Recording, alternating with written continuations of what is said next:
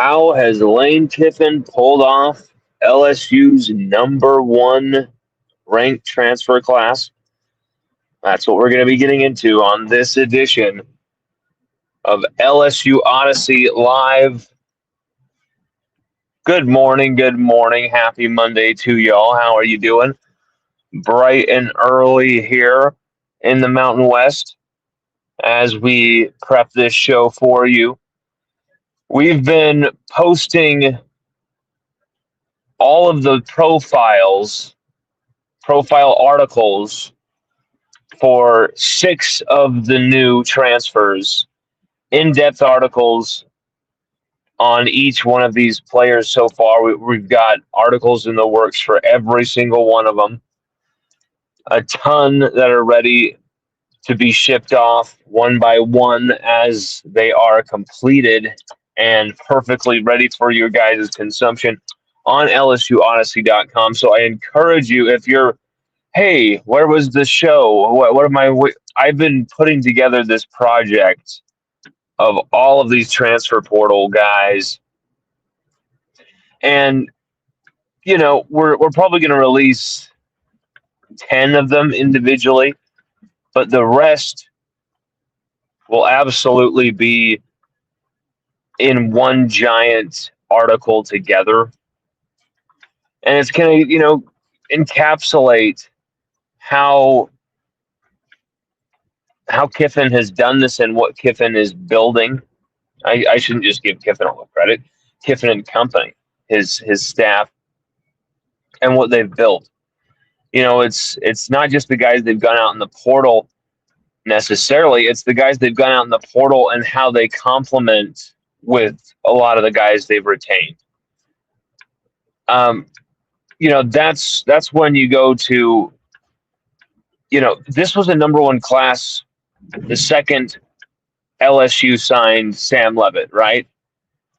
But I think even if it wasn't, the second LSU got TJ Daugherty, former linebacker under Kiffin, who racked up the tackles. 174 tackles over his last 2 seasons. 98 tackles last season. 10 TFLs over the last 2 seasons. I believe it was like 3.5 sacks, 4 sacks. Multiple forced fumbles, multiple fumble recoveries, multiple pass breakups. A playmaking, tackling turbine machine. And a 5th-year senior as well. So, this is the perfect illustration of, I guess, my point here, is that while, sure, there may have been some other sexy linebacker candidates out there for Kiffin to pursue, TJ Daugherty is the active leader in tackles in the SEC. And now he joins Whit Weeks and Davon Keys, who are also 2 other members of the top 5 in active leaders in SEC tackles. So LSU now has 3 of the top 5 active leaders in SEC tackles. And you know who's number 1? It's TJ Daugherty. And he really has only started for 2 seasons at Ole Miss. Started his college career at Clemson, but he is the perfect example of what I'm trying to point out here, is that they got a guy who is a reliable veteran leader in a linebacker room that's kind of skewing younger, and you get a tackling machine, very good in open space as a tackler. That's just going to free up Whit Weeks to be that kind of pressurized blitz machine that we saw put to devastating use in games this last season against Clemson, against South Carolina, where that was happening and where that was working really, really well. And TJ Daugherty will be that reliable guy you can hang your hat on in the back. And my point is whether it was Sam Levitt, getting that number one quarterback, that guy you can say that's going to be the leader of this class, that's going to be the leader of this locker room, that's going to be the guy that we hope this Liz Frank injury isn't in his way, and we don't think it should be in his way. He should be able to recover. He's got everybody on that LSU medical staff really coming up with a plan to make sure he makes a full recovery. And then to add insurance, Lane Kiffin goes out and gets another top 10 quarterback in Houston Longstreet. I mean, ridiculous. And then you get a worthy backup in Landon Clark as your third quarterback. And you had zero quarterbacks at one point. And a lot of people, including us, were saying, what is going on? But from Levitt to Longstreet to Landon Clark, you solve your quarterback problem and then some. You may have, arguably one of the best quarterback classes in the country.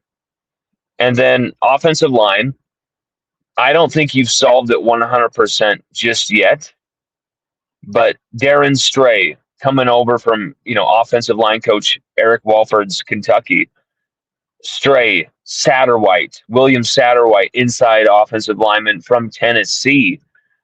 Jaquan Sprinkle. So Stray, Satterwhite, Sprinkle. Their offensive line, mostly interior guys. Levitt, Longstreet, Landon Clark as your quarterbacks. And then your receivers. You go and you get Winston Watkins. I mean, as if we didn't piss off Ole Miss fans enough. As if we didn't enrage them enough. We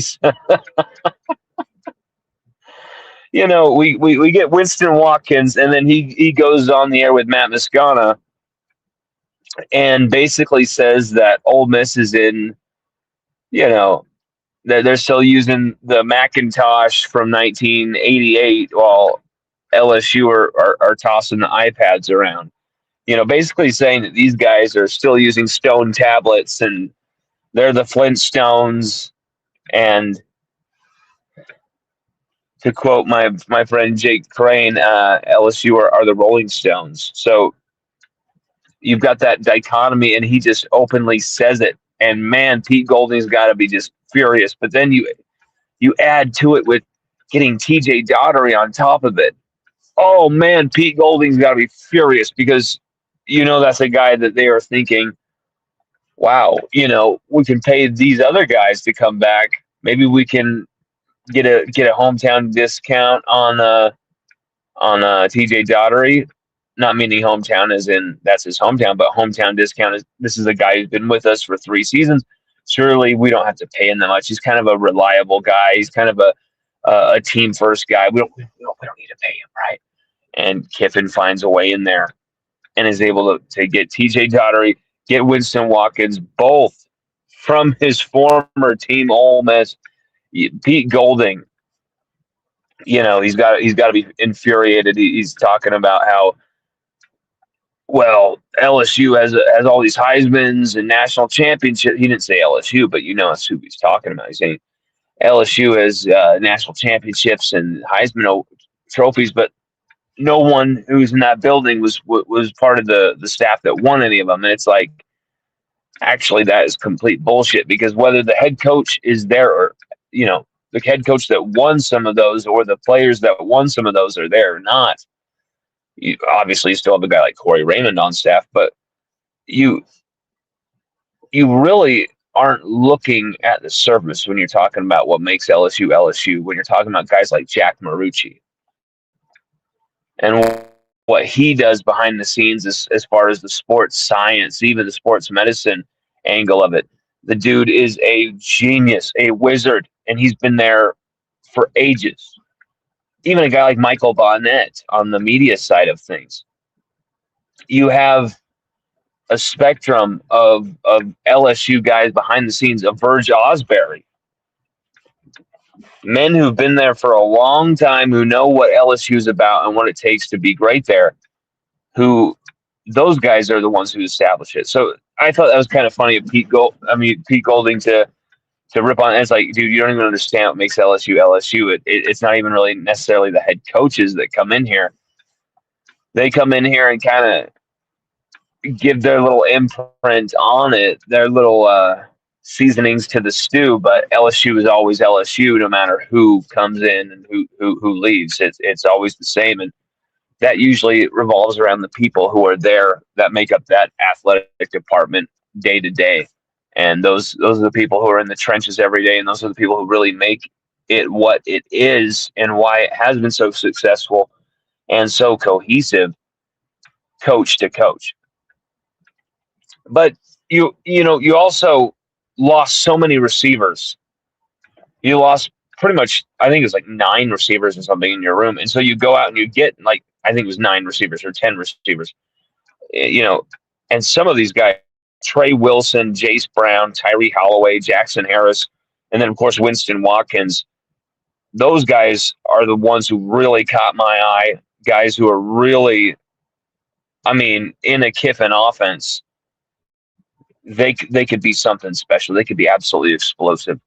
And we just put out very detailed articles on a lot of these receivers because that was kind of the group we first said, okay, we're completing these and we're going to put these out. So we're going to go out we're going to maybe put them out group by group, but we also put out TJ Daughtery's as well and Sam Levitt's. But then we just put out, I think, 4 different receivers as well. So check those out for even more on each one of these receivers, because we get in, not just recite their stats or whatever. We get in as deeply as we can, and then later on, as we get some more personal details and we get to know some of these guys more personally, we'll be able to kind of share more of their journey and their stories. And if that information is there publicly, we'll be able to tap into that and share that as well in those profiles. But as far as the profiles, we are trying to keep them more straight to the point of, like, this is the guy, this is what he's done, this is what he can do at LSU, this is probably why Kiffin wanted him, and this is where they're going to try and fit him in. This is where he might fit. And it's kind of like sticking it to the football. Whereas you guys know I like to expand into the whole life around the game and stuff in the other pieces, and we'll definitely do that. But offensive line, you still, in my opinion, need to add another piece there. But retaining Braylon Moore, for some weird reason, the staff is raving about Weston Davis. They think Weston Davis, who people were saying he's going to leave, and then no, he's going to return, then he's going to leave again, then he's going to return. Well, he is staying, but is he? Really, one of the strangest things was that Weston Davis, of all the guys, is the one who was going to return after all the abuse he took. But he's back. But Ty Benefield at safety, that's a dude who, maybe Boise State. It's not like, oh my gosh, it jumps off the page.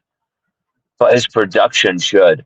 107 tackles, 8.5 TFLs, 4 pass breakups, a couple picks, a couple forced fumbles, fumble recovery, stuff like that. I mean, just the dude is an animal.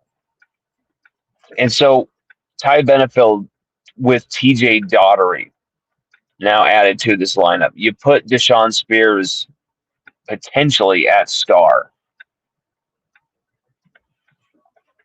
I mean, TJ Daughtery is potentially that AJ Halsey signing for this season. That guy is just so reliable, so just someone you can lean on, hang your hat on, especially in the tackling in open space, preventing, big plays from becoming back-breaking, game-changing plays at the back end. He can do that over the middle for you. And Whit Weeks can do that too, but now you can use Whit Weeks more as a backfield attack maniac, with knowing TJ Daughtery, and then Ty Benefield, and then Tamarcus Cooley, and then Deshaun Spears at star are kind of that safety valve. And all those guys, really strong tacklers. And then, DJ Pickett, PJ Woodland at corner. And you just brought over Mansour Delane's brother, Fahim Delane from Ohio State. I mean, you really go through. Yeah, technically, people didn't think you needed a corner. Jakeem Jackson returning, things like that. But it's like Fahim Delane, man, go get him. You brought him in. It's in that blood in that family, man. That just strengthening, Defensive line was an area you had to strengthen, and I love the higher ceiling of Jaylen Brown. He hasn't quite been able to do it on the field, but that's worrying. But I think he's a player you can have grow over a few years and develop over a few years at LSU. Maybe he doesn't start and dominate the field of play in year one. Maybe he's more of a contributing player. But I think he's someone who will develop. Still young. Remember that. Stephen Green. That's someone I really think has come on at Clemson. Malik Blockton out of Auburn. Malik Blockton. I love that name. I don't know much about him. I got to admit, I haven't been able to watch film on Malik Blockton. His production looked pretty good, pretty bountiful production for especially in the tackling department for a defensive line player, but especially the snap counts that he's had. But I didn't know much about Malik Blockton. And then Achilles Woods, another guy you also got on the defensive line. So interesting pieces there. Gabe Relaford, of course, you're retaining. That's interesting that after he's like the last guy to say he's going to stay. And then, of course, Dominic McKinley, as you all well know. So kind of giving you the picture of how these pieces will sit next to some of the guys who have been retained from last season. And then running back, Guillory, Gainey, and Dylan Jones. So you got someone from Wisconsin, someone from Utah, Guillory out of Utah, Gainey out of, I'm trying to think of where Gainey's from, college he came from. But, and then Dylan Jones from Wisconsin. You've got three running backs who have had limited reps, but all look really good on film. All of them look really spicy on film. Love and here's the thing. You also brought back Caden Durham. You brought back Harlem Berry. So neither of these guys do you really need to have, hit. They can all hit while being contributing pieces. As long as Caden Durham and Harlem Berry, hit it out of the park. Even just one of them. But having those guys within a Kiffin rushing offense, you're going to have, you got to think some type of success. Lane Kiffin, I looked this up because I was like, I was trying to think what's the worst Lane Kiffin rushing offense. I was like, I gotta find it. What's the worst rushing offense in Lane Kiffin's history? And I dug, and it was when he was at Florida Atlantic, and he had the 35th ranked rushing attack in the country. 35th.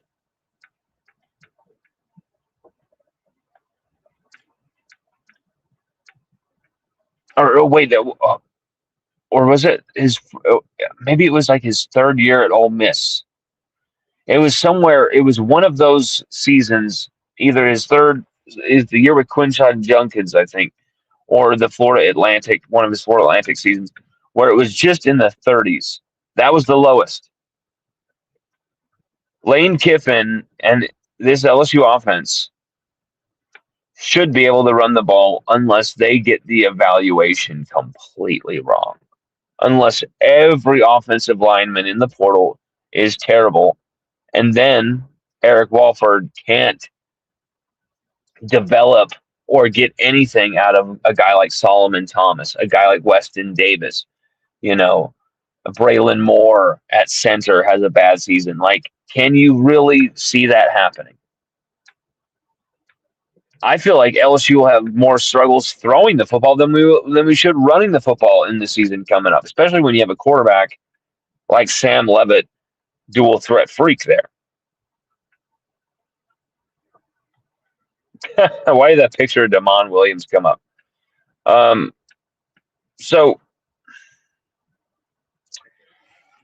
you've got so many pieces to the puzzle here, and still more coming. You know Zach Grace, a tight end out of Oregon, added to the list as well.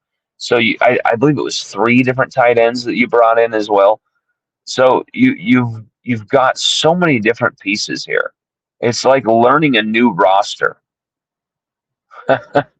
It's seriously like learning this new like mini roster that's attached to the existing roster. It's crazy.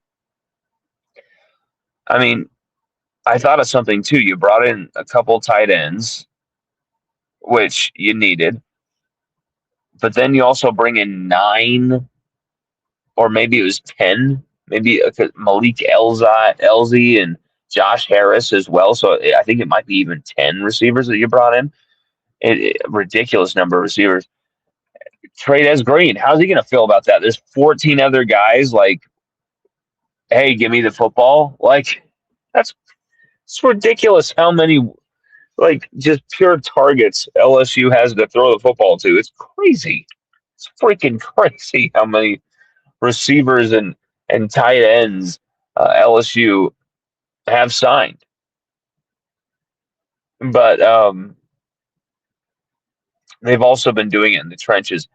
I would sacrifice, just my opinion, I would have sacrificed a couple of these receivers for some more oomph in the trenches.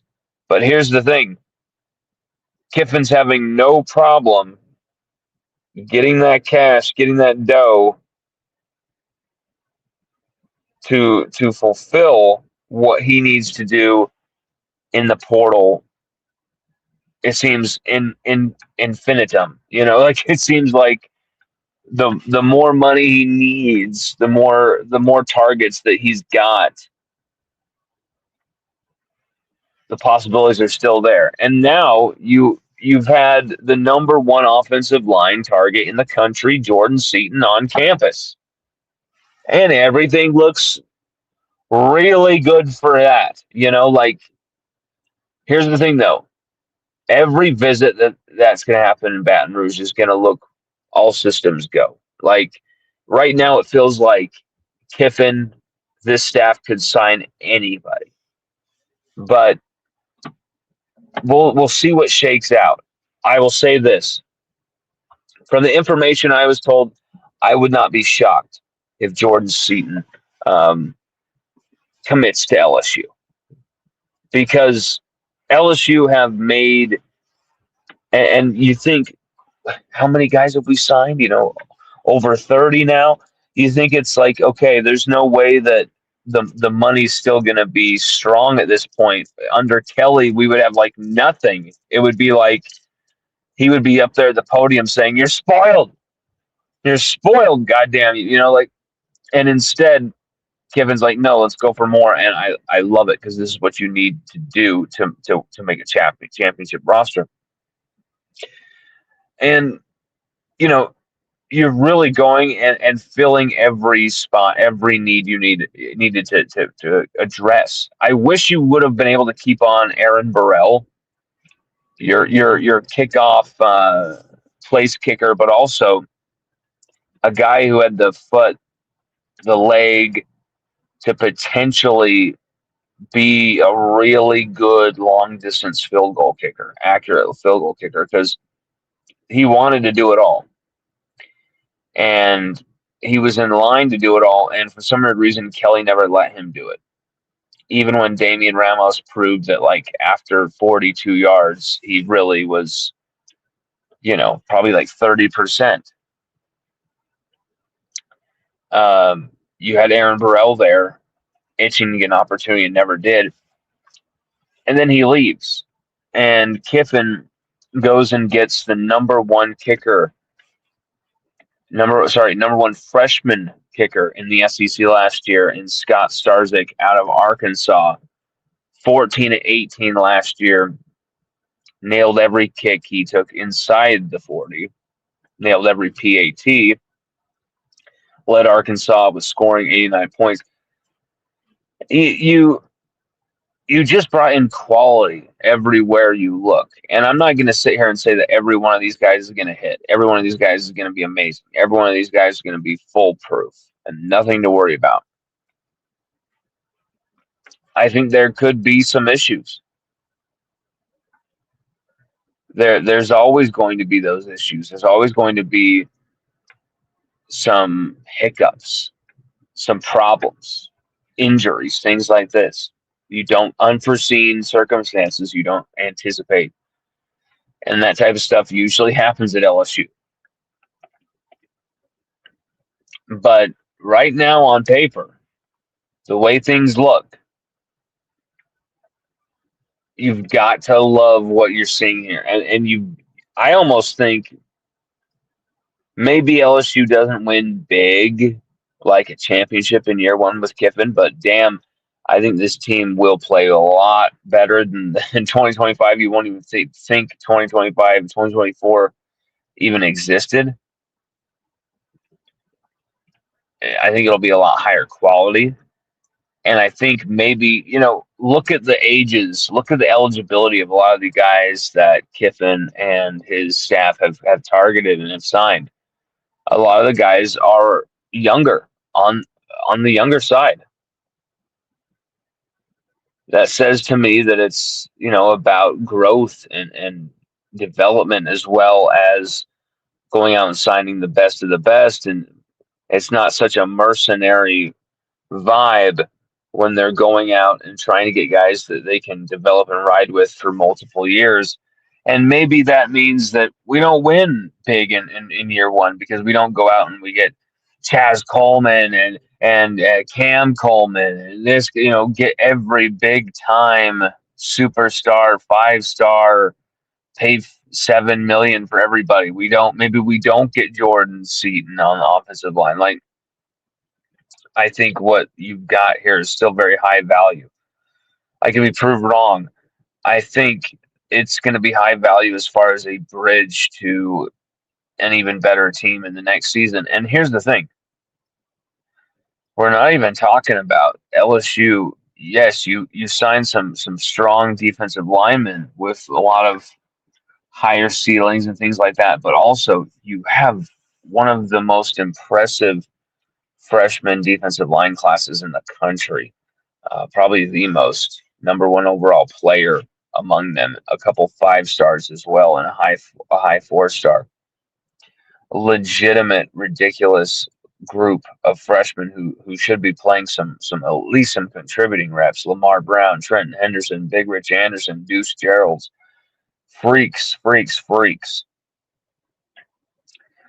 Everywhere you look, you see a lot of potential with this team, a lot of possibility with this roster that's coming together. And, you have a quarterback that, if that Liz Frank injury doesn't hamper him, man, oh man, could he dice some teams up, some defenses up this next season. And then you've got targets all over the place at receiver, tight end.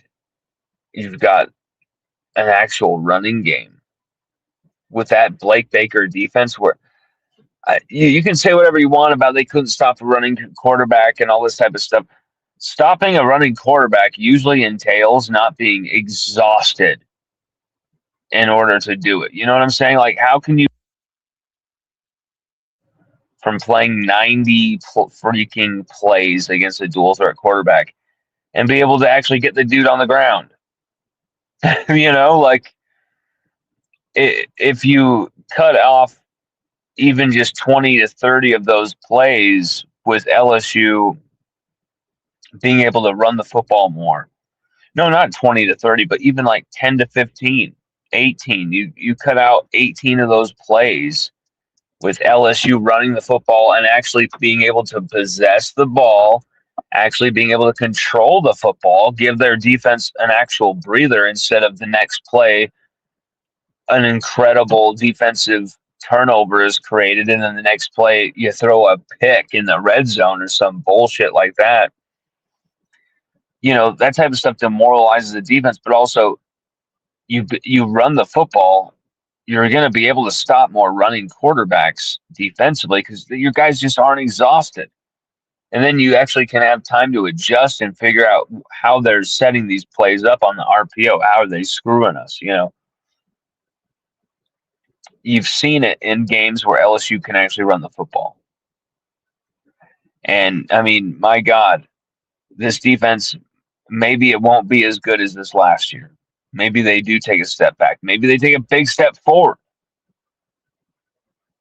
There's a lot of unknowns up front and how that will come together. Because as much as we sing the praises of Gabe Relaford, we want him to come back.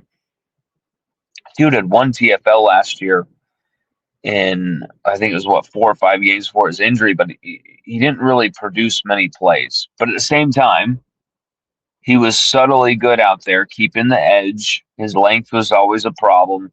He was a good tackler on that edge, kept contained, never made a mistake. Kind of was there to allow others to shine around him in pass rusher roles when really you would like to see him in a pass rushing role. So you've got all these nice pieces retained. You've brought in all these players. What is that? What is possible for LSU in 2026? It's hard to say, but I think that's not really the interesting discussion right now. I think the interesting discussion right now is who else can LSU add to strengthen this team, and where is the line that Lane Kiffin will be like, okay, this is the roster now. We're good. Where's that line? Because I don't. Is it out there? I don't think Kiffin's going to stop until he's forced to. So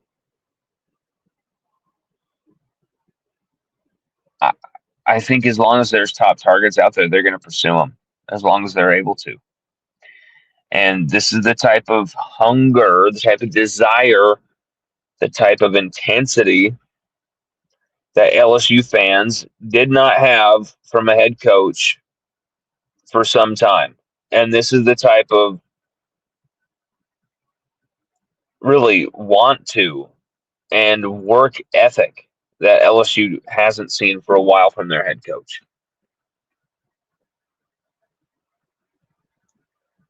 And it's beautiful, and it's what a lot of people have said for a long time. Take advantage of the resources you have, man. Take advantage of the platform you have. Take advantage of the setup LSU has, and really, come on, use this swagger. Activate the fan base. Activate the swagger of the fan base, and Lane Kiffin's done that. Retweeting random fans and stuff like that. Those fans are going to be won over to Kiffin for life. The guy has pulled off something special here when you're talking about the position LSU was in and being able to get out of that murk as far as quarterbacks. You thought you'd screwed it up going after Damon Williams with Levitt literally on campus. Somehow Kiffin smooths that over and gets Levitt to come back, probably because Levitt knew that LSU was his best option. And every time, every turn, every bend in the road where it was time for Kiffin to maybe not pass the test, time for Kiffin to maybe miss the mark, he would prove that he was the right coach for LSU's program. Like, this guy represents it well. You wear it well to sing that Rod Stewart song. Kiffin at LSU was a combination that I think would have scared people who actually knew what that could possibly the havoc that could wreak. Like, Nick Saban, like a Pete Carroll, football visionaries who could, oh my God, Kiffin with that, oh no, with his social media, oh no, with their branding and with their NFLSU history and the recruiting that Kiffin is so hungry and dedicated to. Oh my God, this could be a dynasty potentially. Like, on paper, it should be. You haven't seen anything from the SEC for a while. The conference is begging for someone to step up and take it by the horns, make it their own. Say, I'm the new team for this new generation. LSU is the school, and when you get a class like this, you secure a class like this.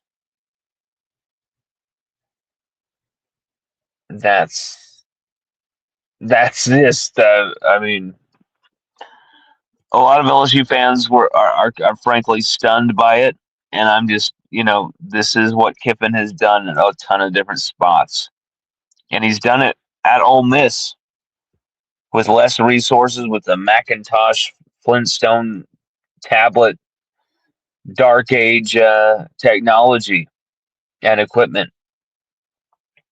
But now you give him the space age, juggernaut at LSU, and man, he's ready to turn these football cadets into football astronauts in mere moments. We're going to be issuing that article that goes in deep on all of this once the portal class is completely finalized, but we're going to have some very interesting projects coming out before then. Also, I'm not sure if any of you have noticed,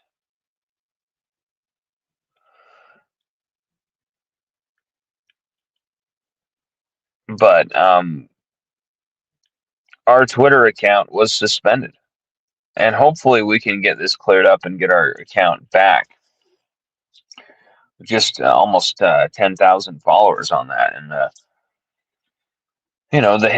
basically the history of a lot of our reporting and stuff is there. Luckily, anything big we took photos of, or any cool milestones or whatever. But like, still, this is our account. We don't want to lose this thing, and the most bullshit, dubious reasons. The most ridiculous. We were gonna set up another account called LSU Odyssey. So we were going to make an account for LSU Odyssey and then mine at Lon Phillips. So people were, this is the kind of differentiate, right? And so I used my number to sign up for this other one.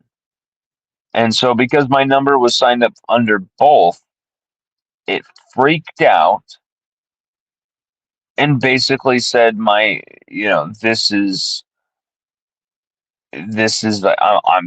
a bot. And it's like, how could I be? I'm verified. You guys have my ID. You guys have a photo of my ID. There's like how many videos on my timeline alone of me talking into a screen. there's so many different photos from other people with like photo of me in it. Like, what? How do you need to verify my ID? Just really messed up. Hopefully we win the appeal. Hopefully we can get it back up. But whoever has set this up, I think I know who did. Damn you, dude. Damn you for doing that. That's absolutely so classless. And I'm just going to say this once. And it's the last time I'm going to really focus on any of this because I just have to keep moving. I don't forget. Jesus Christ has told me to forgive, and I'm going to try my best, but I don't forget. And here's the thing, underestimate me at your own peril. That's all I'm going to say. We're going to keep doing this head down, humble, open minded. We've always been as accessible as anyone to the fans, more than anyone in the media with the fans. And we love doing what we do to the point that we have literally given up a lot to keep doing this. A lot. It's unbelievable what we've given up to keep doing this and put on the line to do this. And it's because no one is going to tell me no. No one's going to try and get my account banned with their techie friends to shut me up. It can't happen. So, wanted to close with that because I'm not going anywhere.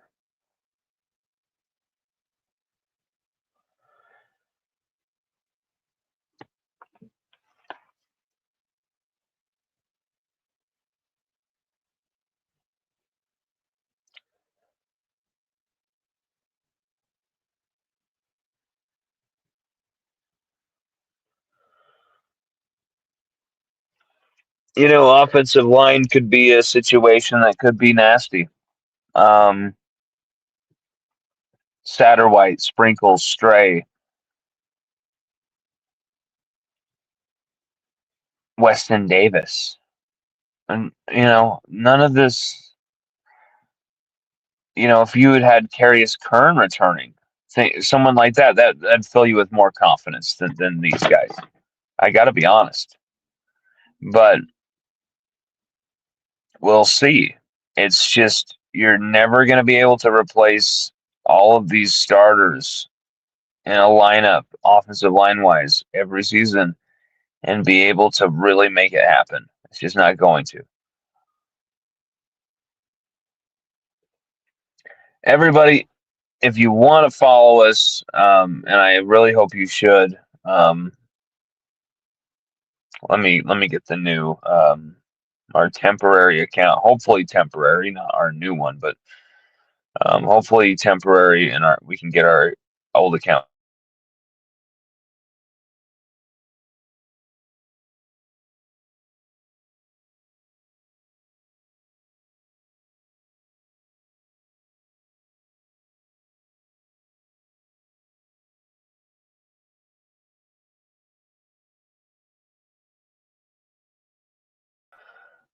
The account is just at LSU Odyssey. The account is just at LSU Odyssey. Jackson Ola says, "Hey, Lon, how do you think our O line will shake out if we don't get Seaton? I feel like it's a bit of a deja vu from last year with a lot of potential in that room, but not a lot of experience." You're right. I actually just barely said that. We need Seaton, in my opinion. You need to get this guy. You can't go into another season, especially with a quarterback coming back from this type of injury, with an offensive line that's kind of just not gelling, no chemistry. Once again, you just can't do it.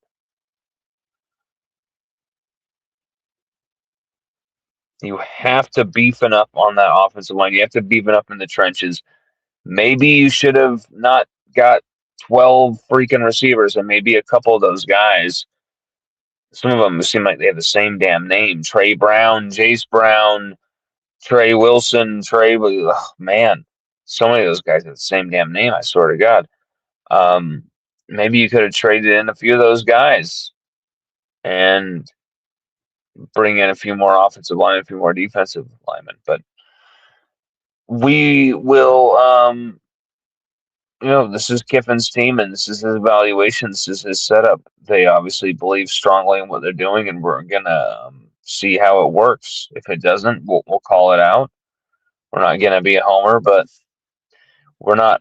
We're also not going to just shit on things. We're going to always give coaches, players a chance to prove themselves and to fight through adversity as well. So with that said, everybody, we will be going live a few more times later on. We really got to be honest. I've kind of been beaten down by the events lately.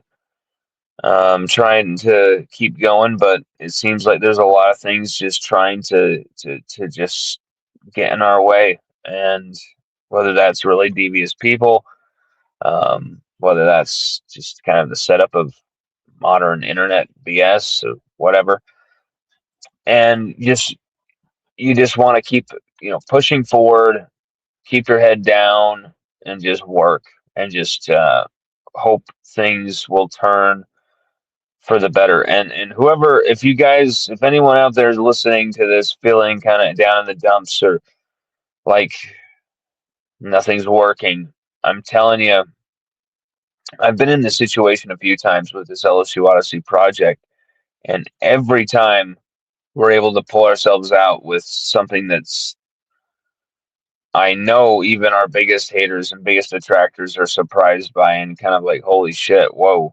So I'm telling you, don't give in to that. Don't give up in in that moment and just basically lay down and be passive aggressive and just let it all slip away.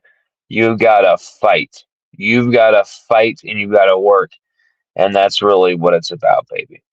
And that's what LSU is about. Go Tigers, everybody. We're gonna have more at you coming soon.